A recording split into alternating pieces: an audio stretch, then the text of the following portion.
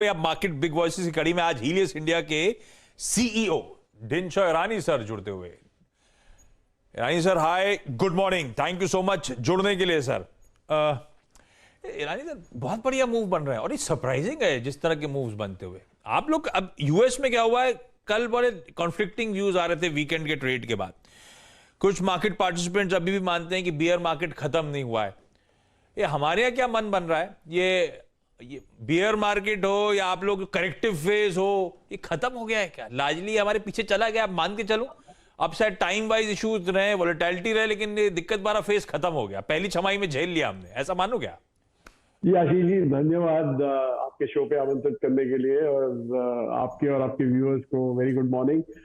सो आशीष जी, हमारा तो यही था कि हम काफी कॉशियस थे शुरुआत में। इनफैक्ट जब साल की शुरुआत में हम जब आए थे तब हमने बोला कि हम rather will keep some cash with us and हमारा cash at one point was 25%, but हमारा caution was on based on one factor कि इन्फ्लेशन जो है वो राइजिंग सिनेरियो बन रहा था इन्फ्लेशन का।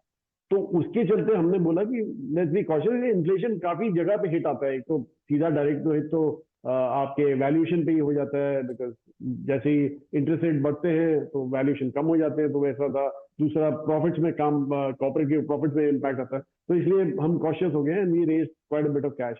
पर अभी आप अगर जो जून से हमने अपना व्यू थोड़ा चेंज करना चालू कर दिया, जैसे आपने बोला कि हमें लगता है कि जो बड़ा करेक्शन था वो तो देख लिया बाजार ने। मार्च का जो लो है वो शायद आपको वापस ना दिखे, हमारा तो यही कहना है, हमारा यही बिलीफ है।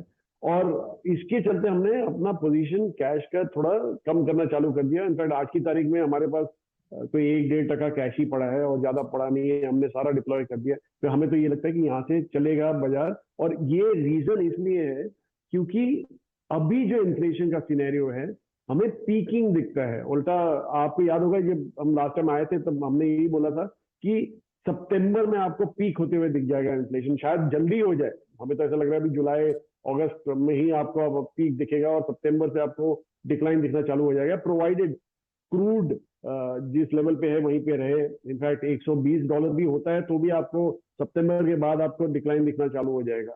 दूसरा, आप दूसरे साउंड बाइट देखिए यूएस से, स्लो डाउन इमिनेंट है। मतलब आप वहां पे तो I am sure Fed is very happy कि उसको ऐसे सब साउंड बाइट्स मिल रहे हैं, जैसे एक्सेस वेयर हाउसिंग स्पेसेस हैं पड़ी हुई हैं, इन्वेंट्रीज पाइल अप हो रही हैं, फ्रेट रूट्स के प्राइसेस कम हो गए हैं डिफरेंट इंपोर्ट्स में, चाइना इंटरेस्ट रेट काट रहा है। तो ये सब तो जो पॉजिटिव मतलब एक्चुअली डिमांड के लिए नेगेटिव है, लेकिन I think given that inflation was a dominating factor, उसके लिए ये काफी पॉजिटिव न्यूज है कि inflation will be on the way down. Now the big question is कि अगर ये ज्यादा देर रिसेशन जो है एक शॉर्ट टर्म होना चाहिए, और अगर जो आप बॉन्ड यील्ड देखें यूएस की तो ऑलरेडी वो इंडिकेट कर रही है, लाइक आपकी 2 ईयर की बॉन्ड यील्ड तो डिसाइसिवली इन्वर्ट हो गई है एज कम्पेयर टू 10 ईयर। 5 साल अभी भी टिके हुए हैं, लेकिन मुझे लग रहा है कि वो भी शायद इन लाइन आ जाएंगे और may be fed is waiting for that only. तो देखते हैं अभी आगे क्या होता है, पर हमारा यही कहना है कि पेन खत्म हो गया है मार्केट में। थोड़ा ऊपर नीचे उतार चढ़ाव तो रहता ही है, पर यहां से ट्रेंड ऊपर का ही रहेगा आपका।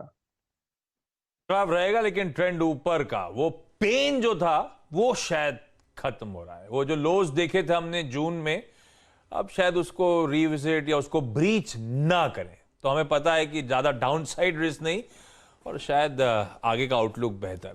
आपने कमेंट्री खत्म करते करते फेड की बात छेड़ दी। अच्छा, फेड ने मन बनवाया था 75 बेसिस पॉइंट्स का, फिर वो इन्फ्लेशन वगैरह के आंकड़े आए, फिर मार्केट ने रीसेट कर लिया, 100 बेसिस पॉइंट्स की हाइक की हम लोग तैयारी कर रहे थे। अब फिर से वो कहा जा रहा है रीसेट हो गया, सब 75 मान के चल रहे हैं। ये अब दिक्कत जो होगी, 75 अगर बाजार प्राइस इन कर रहा है और फेड जैसा पहला माना जाता है एग्रेशन वो दिखा देगा तो मूड बिगड़ जाएगा फिर से क्या बाजार का? या 75-100 के बीच में हम झूल रहे हैं, ऐसे कोई दिक्कत वाली बात नहीं, हमारा माइंडसेट तैयार है।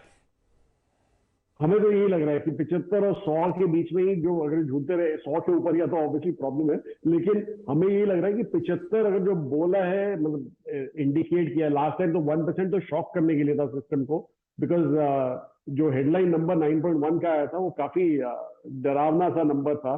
सॉरी, उस समय तो 8.6 था, इस बार 9.1 है। पर 9.1 का भी अगर जो आप नंबर देखे उसके बाद प्रेसिडेंट बाइडेन ने एक स्टेटमेंट दिया था कि इतना डरिएगा मत ये नंबर देखे कि ये तो हिस्टोरिक नंबर है। अगर जो आप आगे का देखें तो commodities have come down, crude has come down, natural gas prices have come down. तो ये सब उन्होंने बोला था। तो इट्स ऑब्वियस कि इवन फेड इज कॉग्निजेंट, वो भी अवेयर है कि ऐसा सब हो रहा है। तो ऑब्वियसली इतना शॉक देने वाला नंबर अभी दे के फायदा नहीं है उनको। वो लोग ने भी देख लिया कि I think peak out inflation हो रहा है आस्ते आस्ते। तो इट्स फ्रॉम हियर ऑन हमें तो ये लगता है कि ये जो आपका जुलाई का जो नंबर आएगा उसके बाद it will be a steady play, मतलब 50 बिप्स ऐसा करके चालू हो जाएंगे वो आस्ते आस्ते करके। एंड इनफैक्ट ज्यादा सरप्राइजिंग नहीं होगा अगर जो मिडिल ऑफ 23 में इंटरेस्ट रेट्स काटना चालू कर दें, बिकॉज यही हुआ था। अगर जो आप देखिए, अगर जो हिस्ट्री में आप जाए तो 60 साल में फेड ने ऐसे 10 मूव्स किए हैं इंटरेस्ट रेट हाइक के, जिसमें से 7 में दे एंडेड अप ना अच्छा खासा रिसेशन, मतलब 4-5 क्वार्टर का रिसेशन आ गया था, बिल्डिंग हो गया था, 2-2, 3-3 साल का रिसेशन हुआ था। तो उसके चलते तो Fed also is aware, but 3 cycle जहां पे वो पॉजिटिव रहे, जहां पे लैंडिंग सॉफ्ट रहा, रिसेशन नहीं हुआ इतना बड़ा, वहां पे फेड ने अपना मिस्टेक रियलाइज किया और बैक ऑफ हो गया और फेड का इंटरेस्ट रेट कट चालू कर दिए।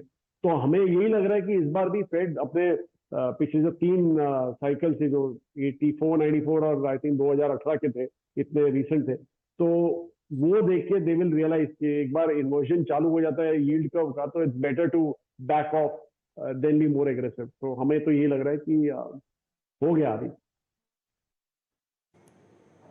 दिनेश सर कह रहे हैं कि जून में उन्होंने अपना आउटलुक बदला और आपको लग रहा है कि हो गया। सर, ये आपकी सारी बातें सुनते हुए और फेड के पॉसिबल रिएक्शंस को सुनते हुए एक चीज़ देखिए हमने हिस्टोरिकली सर, देखिए इस साल एफआईएस का एग्जिट बहुत हुआ, सब्सटेंशियल हुआ, लगभग 2.8 ट्रिलियन है, मेरे ख्याल से 3 लाख और करीब 2,80,000 करोड़ के आसपास अगर आप देखें एग्जिट हुआ है। क्या अब हमें मानना चाहिए कि देखिए क्या होता है कि ये एग्जिट तब शुरू होता है जब हमें रेट रिवर्सल की और रेट हाई की जो प्रोसेस है उसको हम प्रीएम्प्ट कर लेते हैं, लेकिन जब मालूम चल जाता है कि एग्जैक्ट पिक्चर क्या होगी, कितना रेट हाइक होगा, तब वो रिवर्सल खत्म हो जाता है, तब बाइंग फिर शुरू हो जाती है। सर, आप इस मत में है कि जो पिछले 1 हफ्ते में हमने बाइंग देखी है एफआईएस की, अब वो रिज्यूम होगी? आपको इस बात के ठोस कारण लगते हैं? जी, हम हमेशा यही बोलते हैं कि एक्चुअली पहली चीज तो थी, ज्यादा आशीष जी ने वो वर्ड यूज किया था, डिसप्रोपोर्शनेट फ्लोज आ गए थे इंडिया में। तो उसके चलते थोड़ा आई मीन एक्सपेक्टेड ही था कि 1-2 क्वार्टर आउटफ्लो रहेंगे, ये इतना बड़ा इनफ्लो आ गया। और दूसरा प्रॉब्लम क्या हुआ कि इंडिया करेक्ट नहीं हुआ vis-a-vis द रीजन। तो रीजन काफी करेक्ट हो गया ये ईयर टू डेट में, और उसके चलते इंडिया का जो प्रीमियम था, जो 35% के आसपास रहता है नॉर्मली, 30 से 35% के आसपास वैल्यूएशन प्रीमियम की बात करो vis-a-vis the emerging Asia market, वो 70-75% हो गया था। तो वो अभी प्रीमियम घट घट के वापस 42-43% ऐसे आ गया है, which is more less in line with our historic premium अगर आप देखें तो वो is a very big positive for the FI. तो वो देख रहा है कि अभी इंडिया ज्यादा करेक्ट हो गया है, मतलब करेक्ट हो गया in the terms of valuation. तो इसलिए अभी रुक जाइए, थम जाइए थोड़ा, अभी ज्यादा सेलिंग करना नहीं है। और वो जो डिस्प्रोपोर्शनल फ्लो आए थे वो तो वैसे ही करेक्ट हो गए थे पहले 4-5 महीने में। तो अभी हमें यही लग रहा है कि looking at the valuation, India का वैल्यूएशन ऑलरेडी आप देखिए तो 10 साल के एवरेज पे आ गया है अभी, जो कि एक 2 स्टैंडर्ड डिविएशन अवे हो गया था एक टाइम पे। अभी it is close to around 16.5-17 times, which is more less in line with 10 year valuation. I think 15.5 के आसपास बनता है हमारा 10 ईयर का एवरेज। सो उसके हिसाब से तो वहीं पे आ गए हैं हम लोग। तो हमें यही लग रहा है कि from year on massive selling तो आउट है, हमें लगता नहीं, अनलेस सम ग्लोबल इवेंट हैपन। और दूसरा, जैसे मैंने कहा कि एक माइल्ड रिसेशन जब भी होता है emerging market, sorry develop markets में, तो बहुत ही बड़ा बेनिफिट होता है इमर्जिंग मार्केट्स के लिए। मनी फ्लो सीधा इमर्जिंग मार्केट्स में आने लगता है, प्रोवाइडेड माइल्ड रिसेशन हो। जैसे कि 1-2 क्वार्टर का रिसेशन अगर यूएस के और ज्यादा यूरोप में हो गया तो वेरी बिग पॉजिटिव। और दूसरा, इमर्जिंग जो मार्केट्स होते हैं वो बेनिफिट भी करते हैं, बिकॉज कमोडिटी प्राइसेस नीचे आ जाते हैं, तो उनके वैल्यूएशन भी ज्यादा अच्छे दिखने लगते हैं। तो इसलिए हमें यही लगता है कि अभी यहां से आपको बड़ा फ्लो तो दिखेगा नहीं, ये छोटे मोटे फ्लो होते रहेंगे, इनफ्लो भी आता रहेगा, तो वैसा। पर बड़ा डिसाइसिव मूव एफआई का मुझे लगता है कि प्रॉब्ली 1-1.5 क्वार्टर दूर है अभी भी, जब एक्चुअल फ्लो आने चालू हो जाएगी। ओके सर, तो जो ये पैसा आएगा चेज क्या करेगा? एंड स्पेशली मेरा प्रश्न आज सर केंद्रित उसी सेक्टर पे है जिसकी लीडरशिप के बिना हम कभी भी एक मीनिंगफुल लो क्रिएट नहीं करते और कभी भी एक मीनिंगफुल टॉप क्रिएट नहीं करते या फिर हाई क्रिएट नहीं करते। It's banks. जिस प्रकार के नंबर्स आईसीआईसीआई बैंक ने दिए, सुबह से हम बात यही कर रहे थे, leader is behaving like leader. जिस प्रकार के नंबर्स हैं, और वो देखिए अपने साथ वीक स्ट्रक्चर्स को, वीक नंबर्स को भी कैरी कर रहा है, वो स्टॉक्स पे भी डाउनसाइड रेस्ट्रिक्ट हो गया, just putting instance of HDFC bank. तो सर आपका बैंक्स में कन्विक्शन कहाँ कहाँ पर है इस वक्त? जी देखिए, हमारा तो पहले से ही प्राइवेट सेक्टर बैंक्स पे ही कन्विक्शन था और हमारा कहना यही था कि अगर जो एक राइजिंग इंटरेस्ट रेट सिनेरियो आता है and which is playing out actually, आप देखिए सबके रिजल्ट जो आ रहे हैं, निम्स हर एक में एक्सपेंशन ही आ रहा है आपको, क्योंकि यहाँ पे क्या होता है कि जो प्राइवेट सेक्टर बैंक है उनका शॉर्ट टर्म लेंडिंग रहती है, रिटेल ज्यादा एक्सपोजर रहता है, तो रिटेल में हमेशा शॉर्ट टर्म लेंडिंग ही होती है और फ्लोटिंग रेट लेंडिंग होती है, तो उसके चलते सीधा करेक्शन आ जाता है आपके लेंडिंग रेट्स में, वो बढ़ जाते हैं। पर आपका जो बोरोइंग है वो स्प्रेड आउट होता है, रफली अराउंड 1.5-2 ईयर्स के बाद आपको दिखेगा कि वो बिल्ड इन होना चालू हो जाएगा ऑन द बोरोइंग रेट। तो ये जो 1.5 से 2 साल के बीच में है, तो आपको निम्स बढ़ते हुए दिखेंगे यहाँ पे, और यही देखा आपने in the case of ICICI bank, तो काफी एग्रेसिव निम एक्सपेंशन देखा आपने।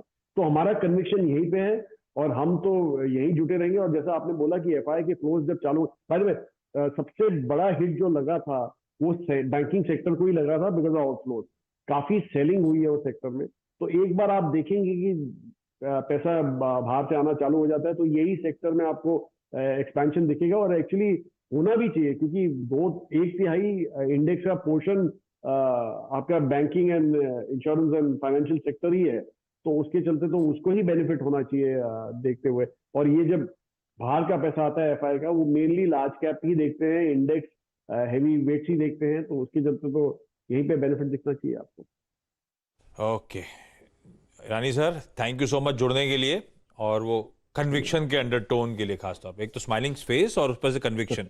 तो वो जो लोज हैं, अब ध्यान रखें, प्राइस वाइज डैमेज हो चुका है।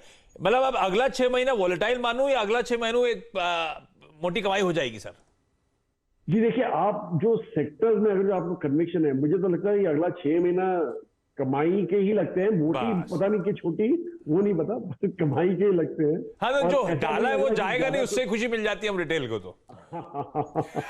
ठीक है Rani sir, thank you so much जुड़ने के लिए। इस बीच अच्छा, नीरज वाजपेयी सुबह बता रहे थे बंधन बैंक स्टॉक दिखाइएगा, बंधन बैंक के रिजल्ट्स रिलेटेड इश्यूज, शुरुआत भी कम